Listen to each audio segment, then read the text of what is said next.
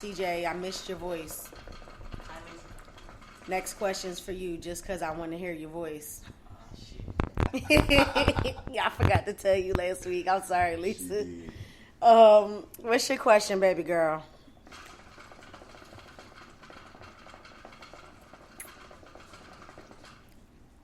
She says, do you think a lot of today's mental illness and mental health have to do with parents from the previous generation not being provided with the coping skills to deal with it and just passing it on to their kids? That's a good question. Yes, I do. Lay your voice down. You got to get an explanation for that. All right, so how you see that question? How you see that? It disappeared. Oh, okay. So basically, She had asked if do you think if the reason we have such a lot of mental illness now is because the generation before didn't have the skills to cope. oh, most definitely. And if you don't have the skills to cope with that, you're not. You know what I'm saying? You can't teach them. So when they get older and all this stuff, they may end up homeless. Say something happened to the mother and father, the child, might be left behind. They fall off, and yeah, yeah, I agree with that. Anyone else got something to say on it?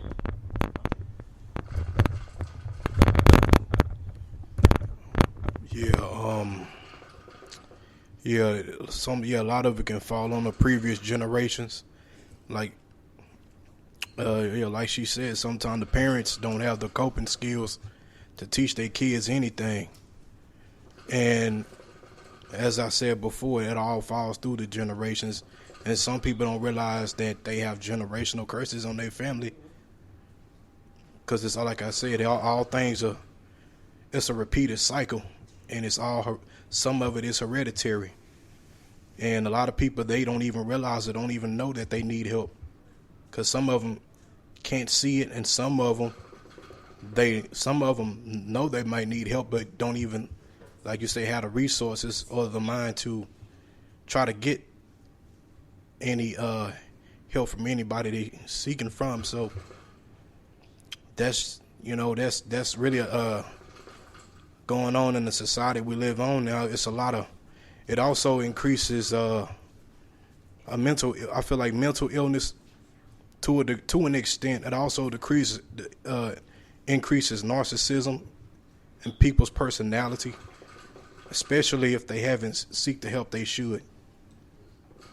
And I say sometimes it can turn dangerous for a person when it can turn very dangerous when a person doesn't realize they have a problem. And it's unfortunate, but that's the society we live in now. And people, they don't realize they need help coping with a lot of things in their personal life. And I see it all the time, especially just at jobs and where people shop at, and just anywhere in life where people go to hang out. And it's always, every day you wake up, you always see people upset or not feeling good for the day, or they constantly in a state of irritation and anger, but you don't know why they acting that way. You just know they not feeling good for that day. And sometimes people, they turn mean because they lashing out at the world, or they mad at the world because of what they're going through. Nobody knows what nobody's going through, and that's really unfortunate.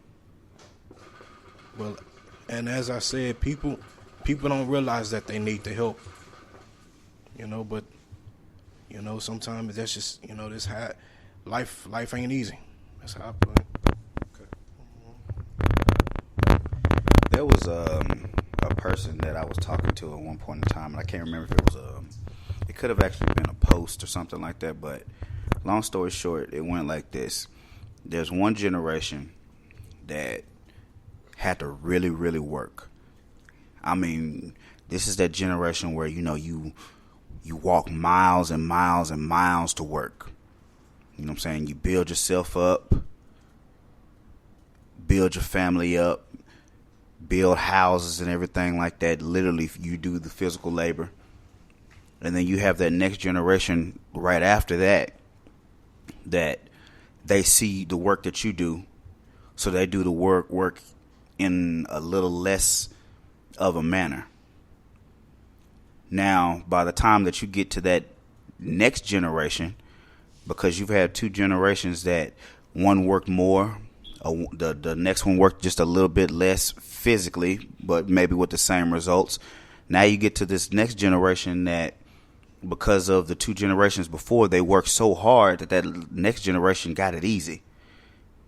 And sometimes that might look like a family of workers, and then by the time you get to that younger generation, that next thing you know, they got a trust fund, they got this, they got that, all because of because of the work that was put in the two generations before. And then when you get the very next generation after that, now they just want to spoil the kids and want to spoil this, and they're going to have everything they want. You know what I'm saying? Because as the generations get younger, we get away from them core values of what it took to actually get there. So if they never see that, if they never learn that, then they're missing out on that part of the journey until the next generation, when that last generation just had to just pretty much squandered everything. Because what you don't work for, I think you have a little bit different appreciation for it. Anybody that works their tail off, and they have nice things and everything like that, it's a different type of appreciation. You're gonna take care of it a whole lot different than if it was just handed over to you. So when we was talking about somebody was talking about cycles earlier, I believe that's a form of the cycles that these generations are going through, because it has to get back to, you have to go through the generations far enough to where you get back down to where somebody actually has a struggle. And when they struggle, then they learn from the world and learn from this life system a whole different appreciation level for what you got to go through. I feel like as parents, as mentors, as people that's leaders and teachers, we have to expose who we're teaching to some of these things. And it might not be expose them like, hey, you know what I'm saying? We might not do the old school thing like, hey, we're going to go sleep on the streets like the homeless do. You know what I'm saying? Because that's been a thing in times past that I've actually heard of. Because when you put yourself in somebody else's position and you see what they have to go through, you get a whole different appreciation for your situation in your life and what you have to deal with. So when it's all said and done, I would say those of you that are in positions of leadership and mentorship, whether it be in churches and organizations, people around you, you got some people that just are kind of cling to you because, you know what I'm saying, they see your spirit, they see your energy. Take that time to sometimes actually share your truth, because you never know if that might change somebody's life. Sorry, that was those are very, very good answers. Another question. Hey, Brandon. Brandon's question is: do you guys believe that mental illness could be a direct result from where you work in your workforce? Because being in the military, I see a lot of that, and it has to do with a lot of what we're exposed to. And yes, they give us psychological evaluations and demos and this is that scenarios, but it's different than facing real life. First of all, hi Brandon. Thanks for listening. What up? He said, "What's up, Preach?" He said, "What's up, CJ?" What's up? And hi, new voice. That's CJ's brother. That's Devontae. I do think that certain jobs can not be good for your mental health, and I do believe that it can cause mental illness. And like you said, you're in the military, like you it's like you see so many vets, homeless vets out on the streets suffering from mental illnesses and don't have good mental health. So I really believe that that's probably one of the leading ones, that law enforcement, like stuff that you're exposed to that you wouldn't normally see in your day-to-day life. I believe my answer is yes. You can suffer or can contain a mental illness or develop one and have poor mental health based on your work environment. That's why it's so important to have a healthy work environment, and that has to do with the leaders and the people that's in management,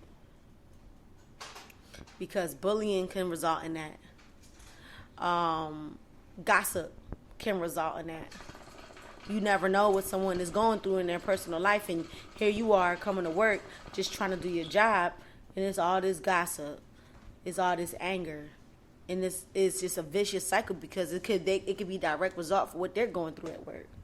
And as far as the military, I have never been in the military. I mean, the most experience I have with the military is from the movies and also seeing my pop mental health disintegrate because of what he experienced in the military. So I do think it's a big yes that the workforce can affect someone's mental health and their mental illness, especially in the military.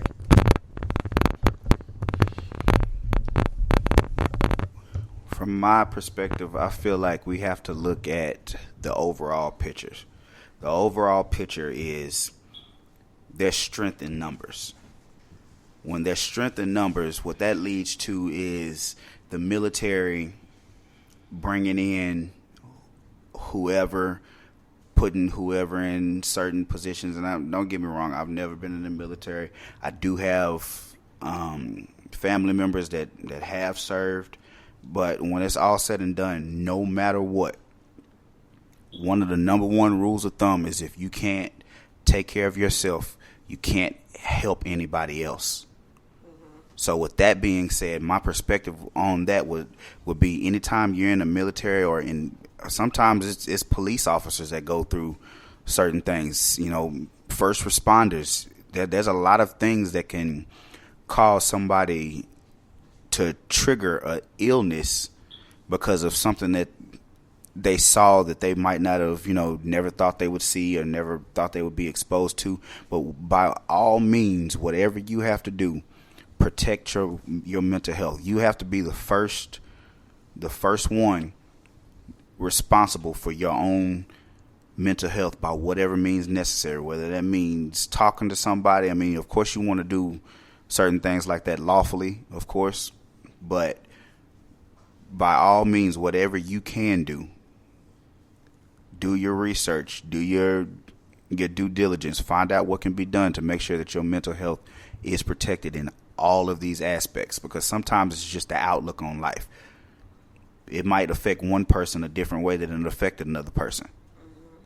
Because when you have that outlook on life and you look at life for what it really is, look at this world for what it really is, it might change how things affect you. I completely agree with all of that. That was a very good question.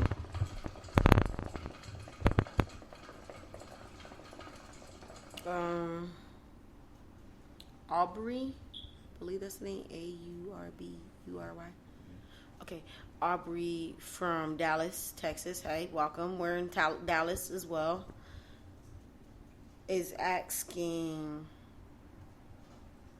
Casey and Vontae, okay, as men, when society teaches us as men that it's not okay to be emotional and to basically put on a front for the world, how do you cope with your maintaining good mental health and not developing a mental illness when you're taught men can't cry, men can't express emotions, like men are supposed to be strong, they're supposed to be the leaders, they're supposed to be the ones that pick up their spouses, the females, more emotional.